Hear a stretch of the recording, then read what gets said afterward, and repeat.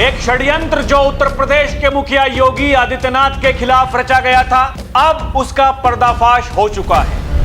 एक तथाकथित शंकराचार्य जिनको आगे कर माहौल खराब करने की कोशिश की गई थी, जो माघ मेले में फूफा बनकर रूठ गए थे, अनशन पर बैठे थे, जिद करी कि जब तक सूबे के मुखिया योगी आदित्यनाथ माफी नहीं मांगेंगे, ना खाना खाऊंगा ना पानी पीऊंगा। आखिर में वो स्वामी जी अपनी बेहतरीन वैनिटी वैन में बैठकर माघ मेले से चले गए और चेतावनी दी कि वक्त बताएगा कि किसकी जीत हुई है और किसकी हार। कुछ लोगों के द्वारा एक कालनेमी चेला तैयार किया गया था, जिसने यूपी सरकार को बर्खास्त करने की मांग कर दी, लेकिन वो भी पाखंडी निकला। खुलासे पे खुलासे हो रहे हैं, नए नए कालनेमियों के नाम सामने आ रहे हैं और योगी आदित्यनाथ का कद और बड़ा हो गया है। लोग कह रहे हैं बाबा हैं तो मुमकिन है और 2027 में फिर से योगी की सरकार बनाएंगे।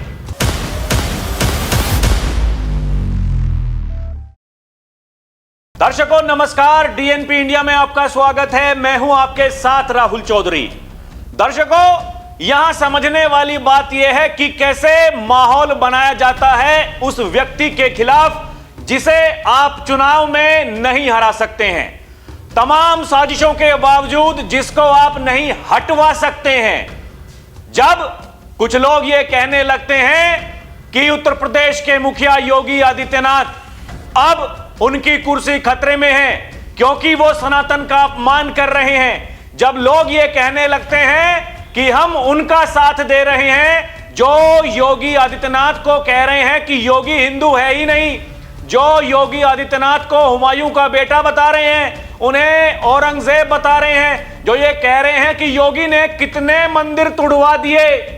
दर्शकों, समझने वाली बात यह है, वो लोग जो माघ मेले में जाकर के माहौल बनाने का प्रयास कर रहे थे, वो लोग वहां प्रशासन के खिलाफ बैठकर अनशन कर रहे थे, वो लोग जो ये कह रहे थे कि जब तक हमें यहां प्रशासन मनाने के लिए नहीं आएगा, मैं ना खाना खाऊंगा ना पानी पीऊंगा, यहीं बैठा रहूंगा, ना स्नान करने के लिए जाऊंगा। लेकिन खाना भी खा लिया, पानी भी पी भी लिया और उसके बाद में वहां से चले भी गए।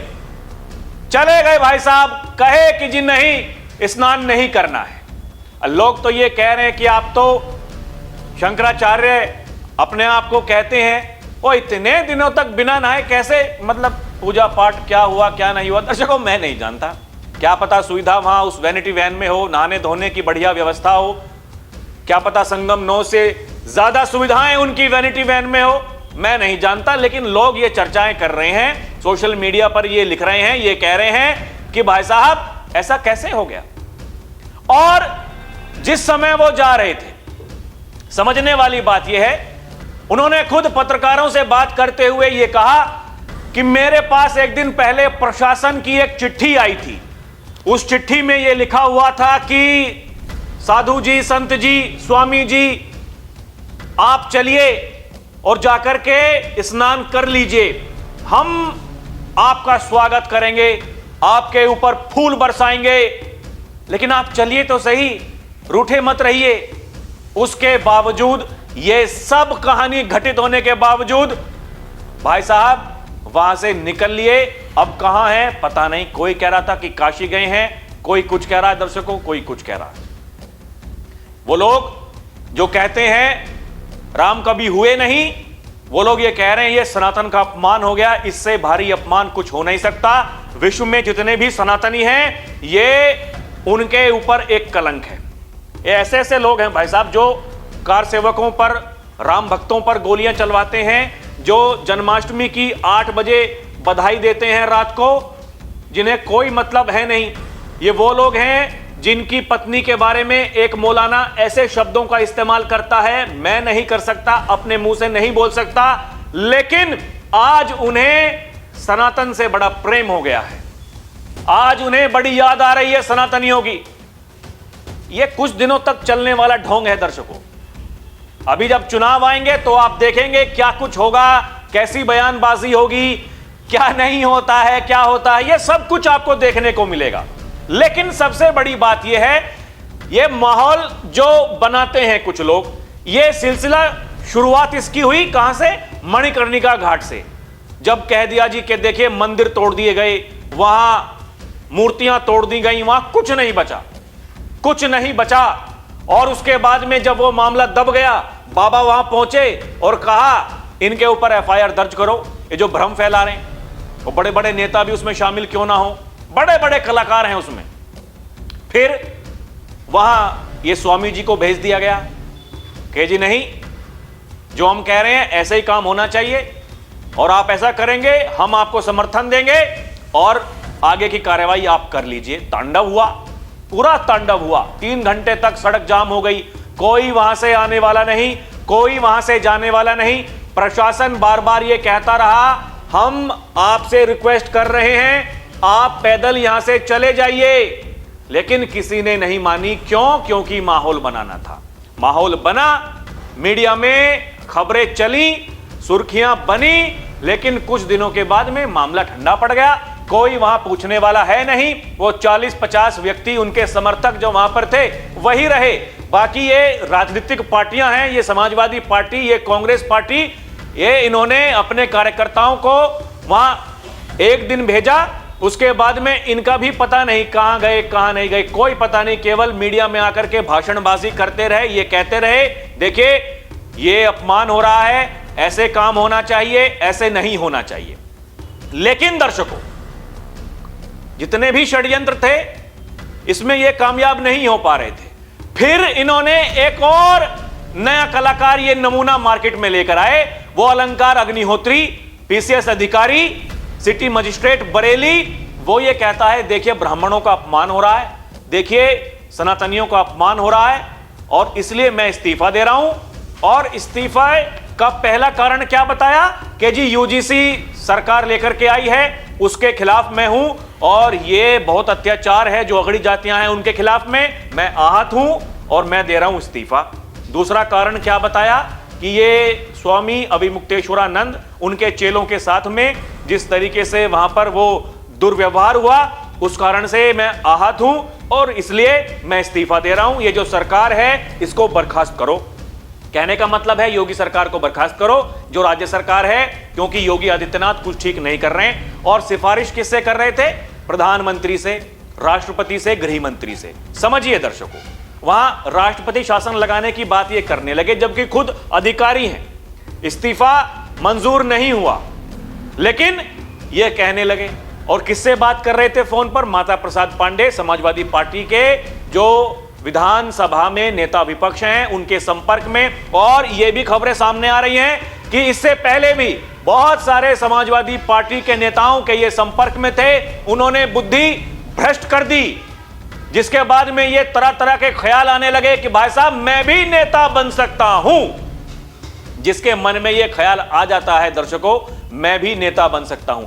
आप समझिए नेता कोई कैसे बनता है भाई? या तो वो जो बड़े नेता हैं कोई, उनके घर में जन्मा हो, जैसे अखिलेश यादव जी हैं, राहुल गांधी जी हैं, तेजस्वी यादव जी हैं, है ना, बहुत बड़े बड़े कलाकार हैं इस देश में, वो बड़े बड़े नेता बन जाते हैं।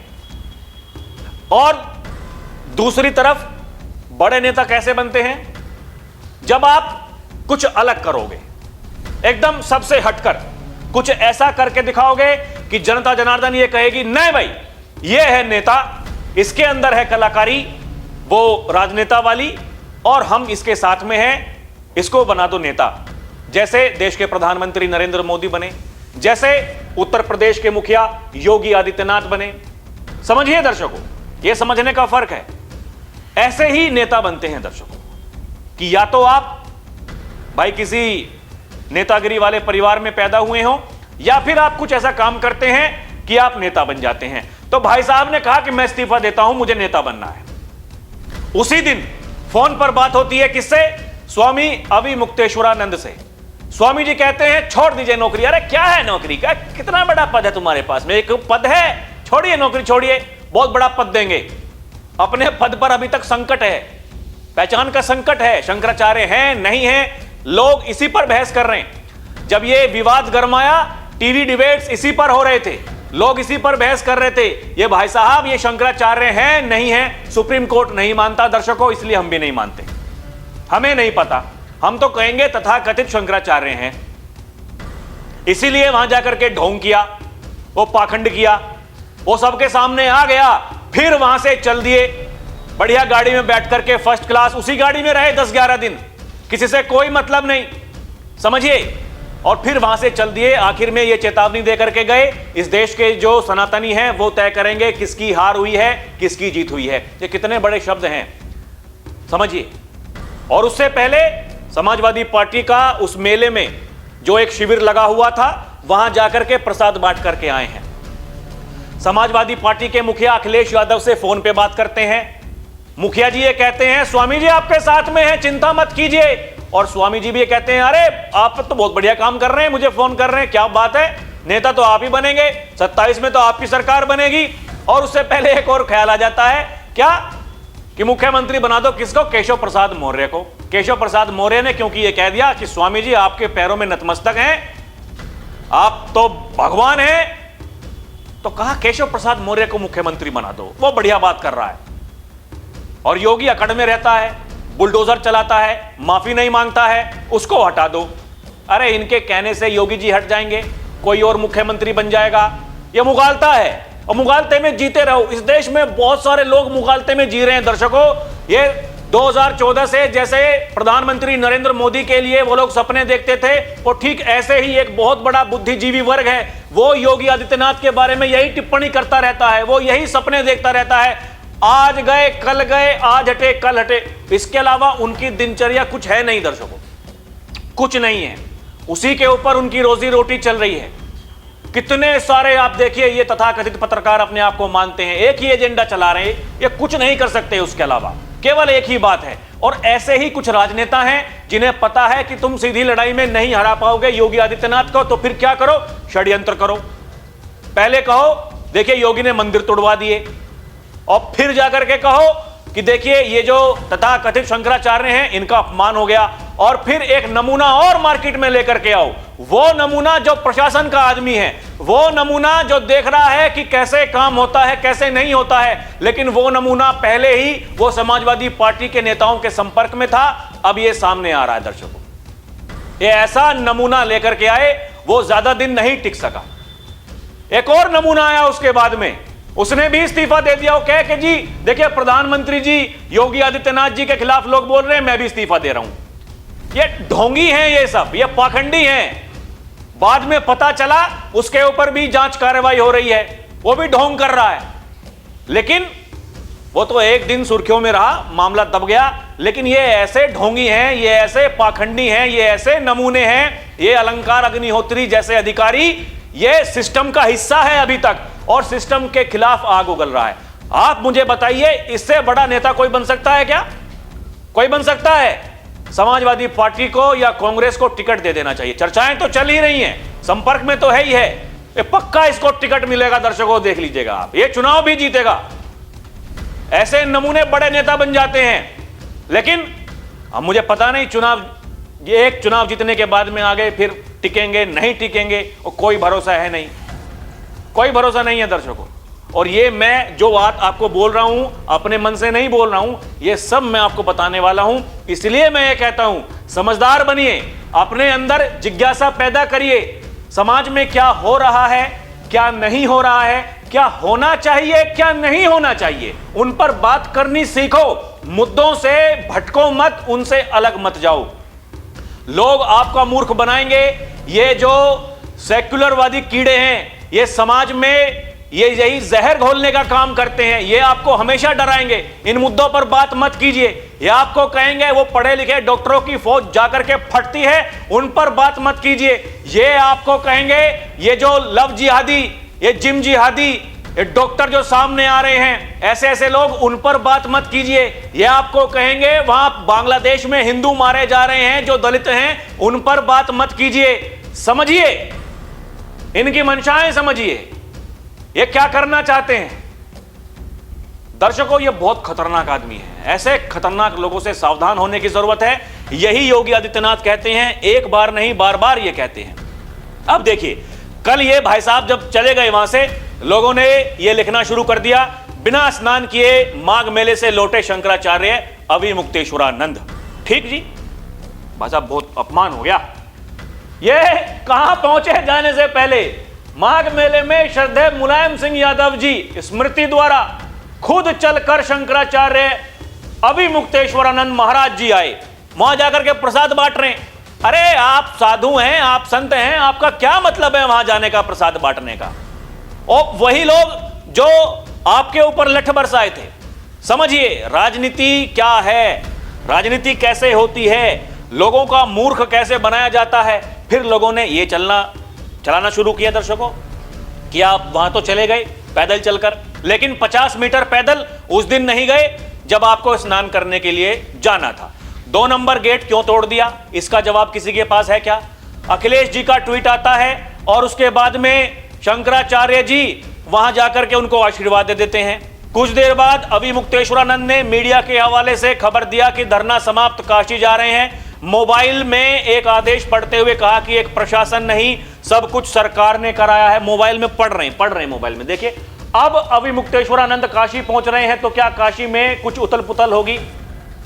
यहां जो लाभ लोग उनसे चाह रहे थे वो नहीं मिल पाया। लोग ये पूछ रहे हैं, आप जब पत्रकारों को बता रहे थे तो मोबाइल में क्या देख रहे थे? इतनी लंबी बात की पत्रकारों से बात करते हुए, वो किसकी चिट्ठी आई थी, उसमें ऐसा क्या संदेश था जो आप पढ़ रहे थे? मोबाइल में अंगूठा आपका वहां ऐसे स्क्रॉल वो कर ही रहा था, सवाल पर सवाल आए, जवाब पे जवाब आए जा रहे थे।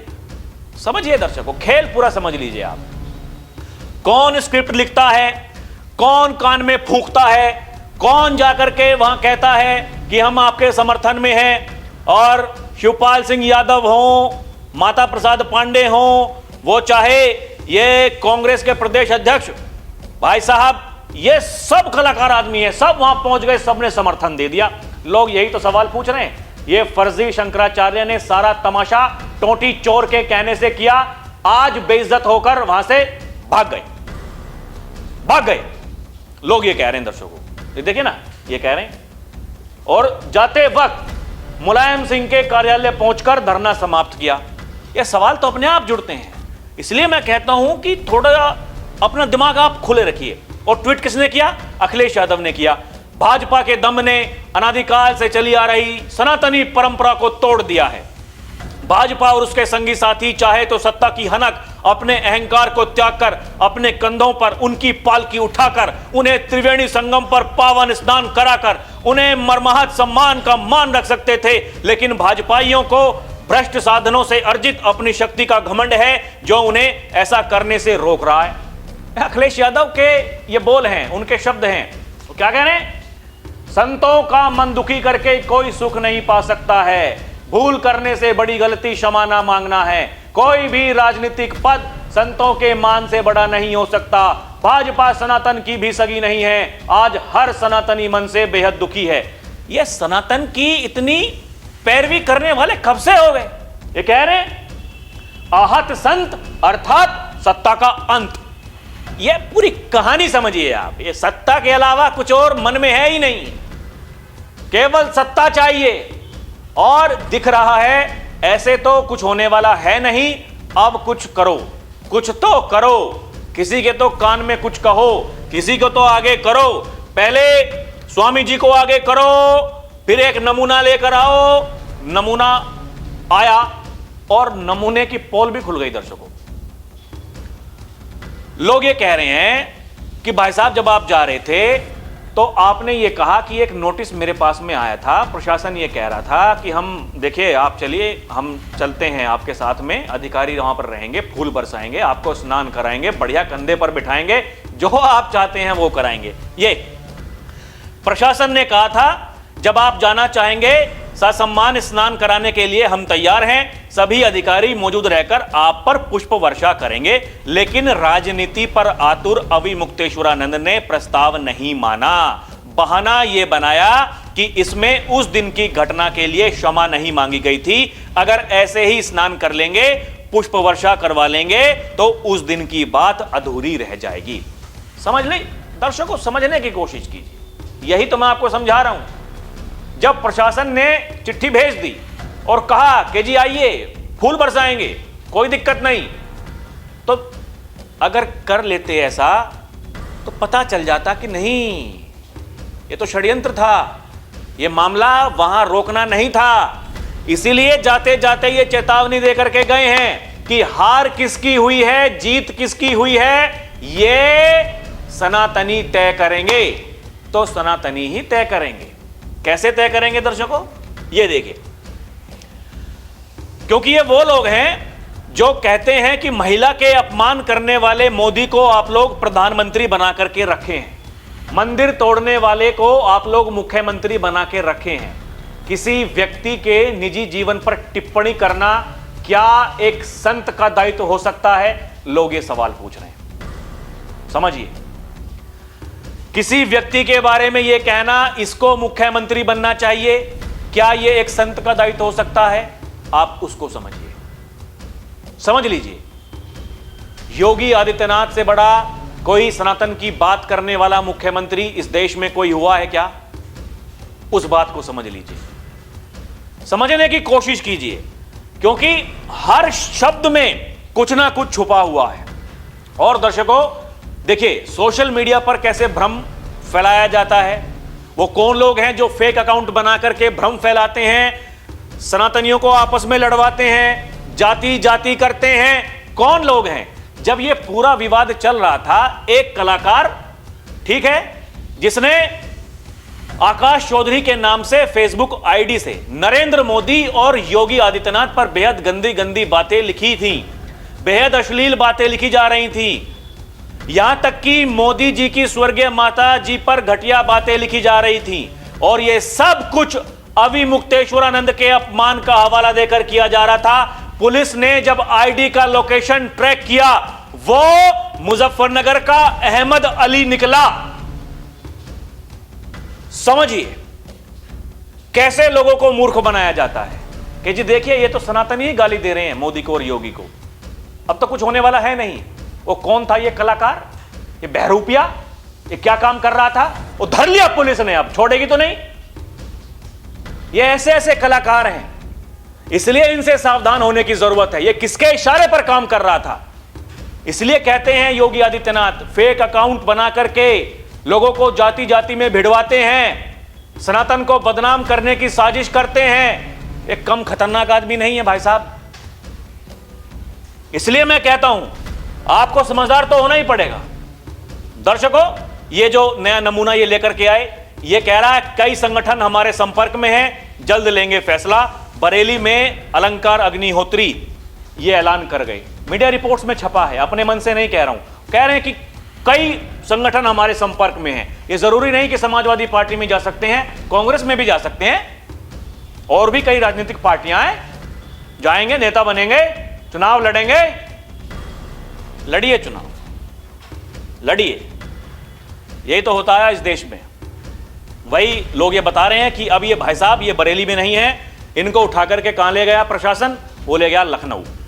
यहां ज्यादा तमाशा कर रहे थे, वो डेली जाकर के वहां मीडिया से बात करते हुए, हालांकि मीडिया से बात वहां भी कर रहे हैं, वो भी अभी मैं आपको बताऊंगा, माहौल तो वहां भी बन रहा है। लेकिन क्या है कि बरेली में भाई सिटी मजिस्ट्रेट थे, बड़ी पावर थी उनके हाथ में, ये कर देंगे, वो कर देंगे, सरकार को बर्खास्त करो, राष्ट्रपति शासन लगाओ।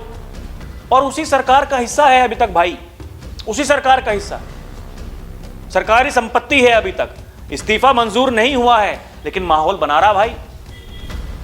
भाई को बनना नेता, पार्टी खोज रहे हैं कौन सी पार्टी में जाना चाहिए। समाजवादी पार्टी से बात तो हुई, लेकिन पता नहीं समाजवादी पार्टी की सरकार बन सकती है नहीं बन सकती है। नेता बनेंगे तो कम से कम मंत्री वगैरह तो बनेंगे ना किस सरकार में जाकर के, वही जुगाड़ लगा रहे हैं। अभी कई संगठन संपर्क में हैं, अभी पता नहीं आगे क्या क्या हो सकता है। समझिए इनकी रणनीति, समझिए। लोग ये भी लिख रहे हैं दर्शकों कि लखनऊ में तो इनको भेज दिया है, लेकिन लखनऊ इनको पुलिस प्रशासन कितना रोक लेगा और रोक पाएगा या भी नहीं, ये तो पता नहीं, क्योंकि मीडिया में तो ये जाकर के बात कर ही रहे हैं। जो इनके समर्थक हैं, जिनके लिए बढ़िया अधिकारी थे, जिनके लिए बढ़िया नेता बन सकते हैं, वो तो ये कह ही रहे हैं कि अत्याचार हो रहा है। समझने वाली बात है दर्शकों। मुझे क्या है कि दर्शकों, मैं जब बोलता हूं, मैं बहुत बोलता हूं, मेरे अंदर बीमारी यही है, क्योंकि वो दिमाग में जो चल रहा होता बताना पड़ता है। एडिटर मेरे कहते हैं इतनी लंबी वीडियो बनाते हो साहब, ये काटने में बड़ी दिक्कत होती है। अब मैं क्या करूं, ये बताना तो आपको पड़ेगा। आप लोग समझदार हो नहीं रहे, जागरूक आप हो नहीं रहे, समझाना तो आपको पड़ेगा दर्शकों। ये देखिए ना, ये कलाकार हैं, ये भाई साहब सिटी मजिस्ट्रेट अलंकार अग्निहोत्री की सच्चाई सामने आ रही है। साल 2021 में इनके आवाज से किसानों से लेकर आम जनता से रिश्वत वसूली जाती थी। रिश्वत की ये रकम वसूलता कौन था? इनका अदरली। इसका वीडियो जब सामने आया तो अलंकार अग्निहोत्री ने पत्रकारों पर एफआईआर दर्ज कर दी। समझिए, बड़े खतरनाक आदमी हैं ये एटा में हजारों करोड़ की बेशकीमती जमीन को हड़पने वाला कालनेमी तो समाजवादी पार्टी का गुर्गा निकला।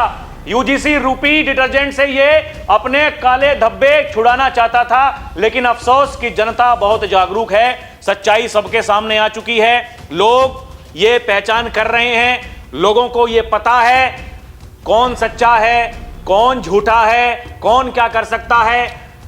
अब ये जनता जनार्दन जो है दर्शकों यही तय करेगी, क्योंकि लोग ये कह रहे हैं योगी जी का आप ही परिवार है। इससे बड़ा उदाहरण और क्या हो सकता है? जेब में 10 रुपए का पेन, 500 रुपए की सैंडल, 1000 रुपए के कपड़े, इसके अलावा उनके पास केवल आप लोग ही हो। क्योंकि एक इंटरव्यू में योगी आदित्यनाथ से यह पूछा गया था, महाराज जी आपकी बहन आज भी ऐसे ही अपनी जिंदगी जी रही है, आपका परिवार ऐसे ही रह रहा है, क्या कभी उनको ये शर्म नहीं आती कि भाई हमारा भाई मुख्यमंत्री है, हमारा बेटा मुख्यमंत्री है, हम ऐसे ही रह रहे हैं? योगी जी कह रहे हैं मैंने घर छोड़ दिया, ये प्रदेश ही मेरा परिवार है, ये देश ही मेरा परिवार है, और देश से बढ़कर कुछ नहीं हो सकता। किसी भी संत की कोई व्यक्तिगत प्रॉपर्टी नहीं हो सकती है, ये देश की प्रॉपर्टी है। इस देश के साथ हमें रहना है और अपने मत मजहब से पहले इस देश के बारे में हमें सोचना चाहिए। राष्ट्र प्रथम की भावना हम सब के अंदर होनी चाहिए, लेकिन किसी के अंदर होती है क्या? यही समझने वाली बात है दर्शकों। और लोग ये कह रहे हैं एक बार फिर 2027 में योगी सरकार हिंदुओं, अपने हिंदू हृदय सम्राट राजा को मत खोना, फिर पश्चाताप का मौका नहीं मिलेगा। लिखते रहो योगी आदित्यनाथ जिंदाबाद। दर्शकों, तय आपको ही करना है, आप ही तय करेंगे। आपको यह पता होना चाहिए कौन हमारे हकों की बात कर रहा है। आपको यह पता लगाना ही होगा कि किसने अभी तक कैसा काम किया है, पहले क्या काम होता था, वर्तमान में क्या काम हो रहा है, और अगर कुछ परिवर्तन आप करते हैं तो भविष्य में क्या हो सकता है। यह सब कुछ आपको तय करना है। इसलिए मैं ये कहता हूं आपको समझदार होना पड़ेगा, आपको जागरूक होना ही पड़ेगा। बाकी आपको क्या लगता है हमें कमेंट करके जरूर बताएं। अभी के लिए इतना ही। आप देखते रहें डीएनपी इंडिया, हर खबर भरोसे के साथ। नमस्कार, जय हिंद।